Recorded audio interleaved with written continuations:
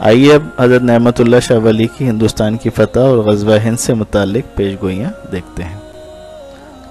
आप फरमाते हैं मुसलमान नमाज से गाफिल हो जाएंगे और शहवत के कैदी बन जाएंगे और दुनिया में ऐसा ही होगा।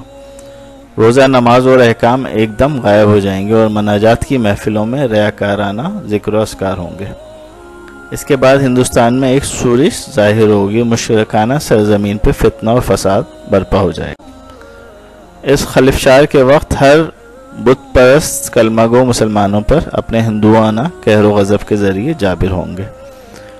ये दो अशार अगर हायल के आईने में देखा जाए तो पुलवामा की दहशतगर्दी जो कि हिंदुस्तान खुद करवाता है और हिंदुस्तान का जाबिराना रवैया ये सोचने पर मजबूर कर देता है कि ये अशार नेमतुल्लाह शाह साहब ने उसी वक्त के लिखे हैं। अगर ऐसा ही है तो फिर हिंदुस्तान पाकिस्तान पर हमले से बाज नहीं आएगा, क्योंकि वो खुद ही 9/11 टाइप के हमले करके